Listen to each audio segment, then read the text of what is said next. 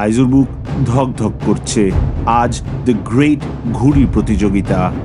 সবচেয়ে শক্তিশালী ঘুড়ি মানি, ট্রফি আর মিষ্টি। কিন্তু আইজু তো কখনো ঘুড়ি বানায়নি। সে কি পারবে জিততে?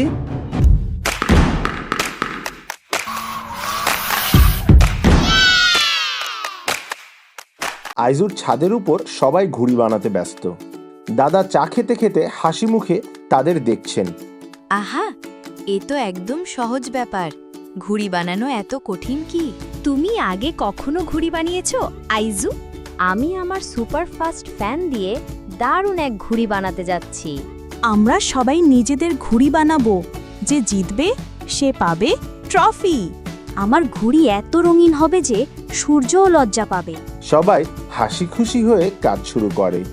আইজু তাড়াতাড়ি কিছু কাঠি, কাগজ আর আঠা নিয়ে এক অদ্ভুত ঘুড়ি বানায়। দাদা, আমার ঘুড়ি তৈরি। সেই ঘুড়িটা আকাশে উড়ায়, কিন্তু ফুস, ঘুড়িটা মাটিতে পড়ে যায়। আচ্ছা, এটা তো বেশ মজার লাগছে। হয়তো একটু বেশি আঠা লাগিয়েছি। এদিকে সামি এক যান্ত্রিক ঘুড়ি বানায় যার পাখা নড়াচড়া করে। কিন্তু উড়তে উড়তে হঠাৎ ঘুড়িটা আগুনে জ্বলে উঠে মাটিতে পড়ে যায়। তোমার ঘুড়ি বেশ ভালোই উঠছিল, কিন্তু হঠাৎ গিয়ে গাছের ডালে আটকে যায়। এটা তো আসলেই কঠিন।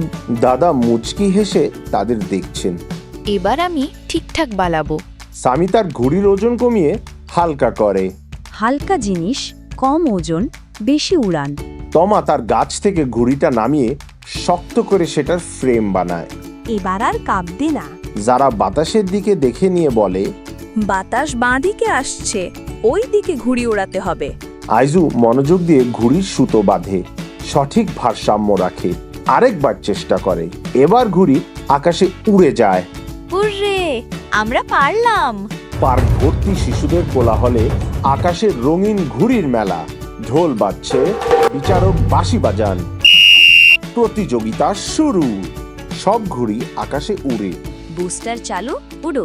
ফুস, সামির ঘুড়ি তীব্র গতিতে এগিয়ে যায়। হ্যাঁ হ্যাঁ, ও ঘুড়িটা হঠাৎ এক পাখির সঙ্গে ধাক্কা খেয়ে 3 বার ঘুরে ছাদের উপর পড়ে যায়। মনে হয় একটু বেশি বুস্টার লাগিয়েছি। আমারটা দেখো কত উঁচুতে উঠছে। কিন্তু হঠাৎ তার ঘুড়ি কাঁপতে কাঁপতে গাছের দিকে চলে যায়। না না, গাছে যেও না। ঘুড়িটা ডালে আটকে ঝুলে থাকে। আচ্ছা, অনেক উঁচু উঠেছিল, কিন্তু আর তেমন টিকলো না। আইজুর ঘুড়ি মসৃণভাবে শক্তভাবে উঠতে থাকে। আইজু, দেখো তোমারটা একদম পারফেক্ট। এটা স্পিড না, ব্যালেন্সের খেলা। শুধু 2টি ঘুড়ি বাকি, আইজু আর শহরের সেরা ঘুড়িবাজ রহিম। রহিমের কালো ঘুড়ি তীব্র গতিতে এগিয়ে আসছে আইজুর ঘুড়ির পথে বাধা দিতে। আমি হার মানব না। সে সাবধানে সুতো টানে। রহিমের ফাঁদ এড়িয়ে চলেছে।